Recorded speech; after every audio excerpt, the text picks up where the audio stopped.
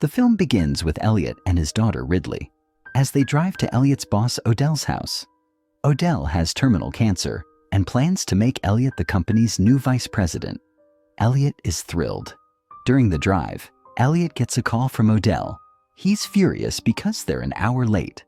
Elliot apologizes, but then a dust allergy attack causes him to sneeze and lose focus. Suddenly, another car collides with theirs. When Elliot steps out, he sees that he's hit a baby unicorn, which lies in deep pain. Ridley touches its shining horn and feels as if she's been transported to another world. She's enjoying the sensation until she hears screaming. Looking up, she finds her father swinging an axe and mercilessly killing the unicorn. She begs him to stop, but he refuses. They decide to load the unicorn's body into their car to erase all evidence. They arrive at Odell's house where he tells Elliot he accepts his own death and trusts Elliot to run the company. Elliot immediately starts pitching a string of business proposals, but Odell tells him to wait. He wants to spend more time with Elliot and Ridley first. Upstairs, Ridley is startled to find that all the acne on her face has vanished, as if it never existed. Unicorn blood had dripped onto her skin. Ridley rushes down and insists they leave at once, but Elliot refuses, saying Odell wants to get to know them better. Suddenly, they hear blood-curdling screams outside. Rushing out, they see a unicorn bursting through the window of Elliot's parked car. The security guard, terrified, fires his weapon and shoots it. Everyone stands in shock. Ridley bluntly tells them it's a baby unicorn. Feeling guilty, Elliot confesses to Odell that he hit it with his car.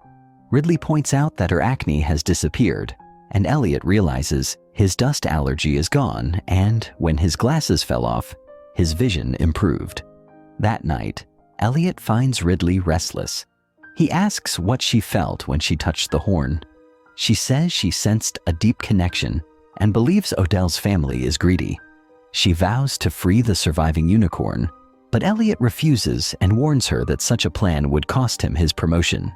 Furious at his selfishness, Ridley storms out, looks at family photos, and finds behind her mother's picture a painting of a unicorn. She researches unicorn history and learns that many hunters and kings tried and failed to capture them until one kind-hearted girl finally did, after which the unicorn became a royal slave.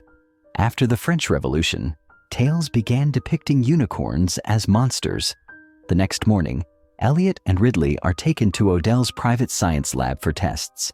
Unicorn blood is on their bodies, and Odell wants to know what changes it caused. Dr. Song presents the unicorn's unique abilities. Its blood and horn can heal any ailment. Dr. Padia explains that the horn emits bioelectrical signals, but they need more study. Odell and his son give permission. Once they confirm that horn powder can cure serious diseases, they decide to experiment on Odell himself, hoping for a miracle cure to his cancer. Even if the experiment had side effects, he had no objections. All this was happening when suddenly the other doctors discovered that the unicorn's bioelectrical signals had grown even stronger. Elliot and Odell were sitting together. Odell had felt no negative effects, no pain whatsoever, and he was convinced he would recover. Grateful, he thanked Elliot, saying that, because of him, he was getting his life back, and even called Elliot his business partner. Elliot beamed at the small but meaningful gesture. Odell's son noticed that Ridley was still researching unicorns. Soon after Dr. Song arrived, astonished that someone with end-stage cancer could be completely cured in just a few hours. Odell's entire family and Elliot rejoiced, but Ridley sat uneasily. Odell told Dr. Song to prepare the unicorn for transport to the company's headquarters so they could run more tests. Although Odell's company was a pharmaceutical firm, Dr. Song brought bad news. The unicorn's cells could not be replicated. Odell's wife waved this aside. So what? We'll advertise it anyway. Scarcity drives demand and profit. Ridley tried to warn them, but no one would listen. They were too busy celebrating and marketing their new miracle cure. In their excitement, they even drank the unicorn's blood. Ridley couldn't stay silent any longer. She stood up and said, 1,000 years ago, people believed unicorns were monsters. Anyone who harmed them met terrible fates. She looked around and added, "We should set this unicorn free." They all laughed and mocked her. Odell shot an angry glance at Elliot, as if to say, "Look at what you're teaching your daughter." Ridley realized how blinded by greed they'd become. She warned her father, but he refused to listen. Angrily, she stormed out, determined to leave. Outside, Ridley saw strange lights in the sky above a newly built tunnel meant to carry the unicorn to headquarters. As Dr. Song and Dr. Bhatia guided the unicorn into the tunnel, their instruments suddenly detected its horn's bioelectrical signals, spiking beyond any recorded limit. Before they could react, the lights went out and every electronic device shut down. Odell sent Elliot to investigate. Inside the tunnel, Elliot found the entrance blasted open and Dr. Song's body impaled on a massive horn. From the darkness, a gigantic unicorn growled. Guards outside began firing to protect everyone. Meanwhile, another unicorn attacked Ridley's car. Elliot sprinted to her side and pulled her to safety. The creature that Elliot had saved Ridley from now charged at him. To save her father, Ridley shouted for him to run and distracted the unicorn herself. But when it neared her, she felt it meant no harm. Its horn glowed softly. Before she could reach out, the guards resumed shooting and the unicorn fled, leaving a trail of blood and wounded companions behind. Back inside, Odell's son berated Ridley. "Why didn't you warn us the baby unicorn's parents might come for revenge?" Ridley replied, "I tried, but no one would listen." She then confessed that she felt a powerful bond with the unicorn. Just as she had when she first touched the baby unicorn, she now felt it again with its parents. Odell's wife murmured, "Maybe that's why it didn't attack you."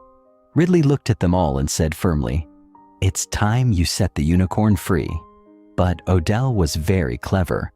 Twisting Ridley's words, he said, "We will not let an innocent creature die in vain.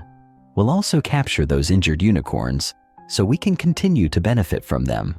Odell's son then drew Dr. Bhatia into the conversation, surreptitiously stole some unicorn powder, and slipped away to experiment with it like a chemical substance.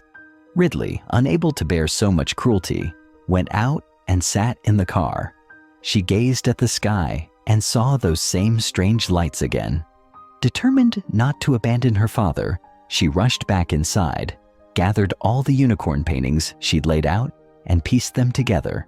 Through them, she discovered that unicorns can heal themselves, and that the parents Odell and Elliot thought injured could in fact be deadly. Elliot was in grave danger. She ran to warn him just as his phone rang, confirming her fears. A brilliant unicorn burst into view, and before he could shout a warning, it attacked one of his guards. Elliot and Odell sprinted to the back of the house while the creature slaughtered guards in pursuit. Odell stepped forward to try to calm it, but the unicorn killed him, impaling him with its horn. Panicked, everyone rushed back inside and bolted the doors. Elliot ordered that no one leave the house. They tried calling the police, but the unicorns had severed all outside connections and cut the power. The electric gate slammed shut. Odell's wife declared that someone must distract the unicorns and open the gate. She assigned the task to Elliot and Dr. Bhatia. Although shocked, they obeyed orders. Dr. Bhatia carefully stored the baby unicorn's horn in a secure case, lamenting, "We shouldn't worry about anyone else's well-being. We must think of ourselves first. Odell and people like him only care about profit, not us." Together, Elliot and Bhatia led the unicorn outside to reunite it with its parents, while Belinda, Odell's wife, slipped out to flee until she remembered her son, still inside, addicted to the unicorn powder he'd taken. When the unicorns saw their offspring's horn was missing, they killed Dr. Bhatia in a rage. Elliot raced home to fetch Ridley, and Belinda ran back for her son. The boy came downstairs clutching Ridley's printed unicorn illustrations. Scorning Ridley's plea to free the creature, he declared she could have controlled it herself. After all, the pictures showed a devoted girl taming the beasts.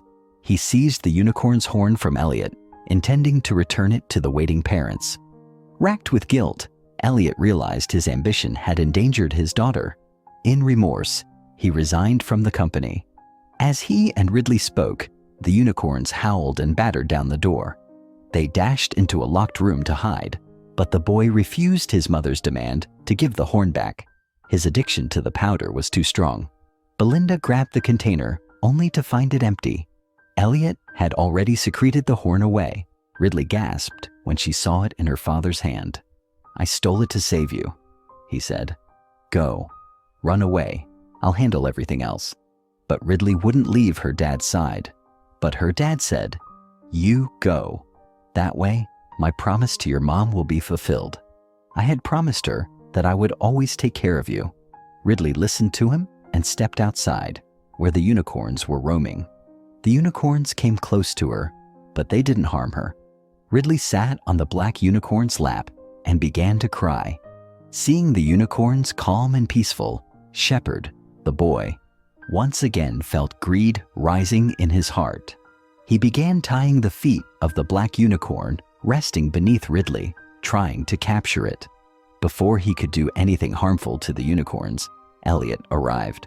He took the unicorn's horn in his hand and stabbed it into Shepard's body, killing him and ending his greed for good. But in his final moments, Shepard managed to injure Elliot with an arrow. In pain and fury, Elliot lifted Shepard and threw him aside. Both of them collapsed. Ridley rushed to her father and saw that he was taking his last breath. Elliot died, and Ridley broke down in tears. As she wept, both unicorns brought their horns together and performed a powerful magic. Their combined energy revived Elliot, bringing him back to life. Ridley was overjoyed to see her father alive again. They hugged each other tightly in their emotions.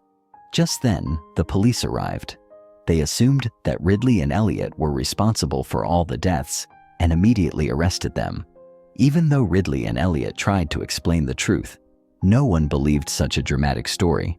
But then, the unicorns came running and gave the police a clear signal. They couldn't leave Ridley in trouble. Guided by the unicorns' actions, the police finally realized the truth. And that's where the movie ends.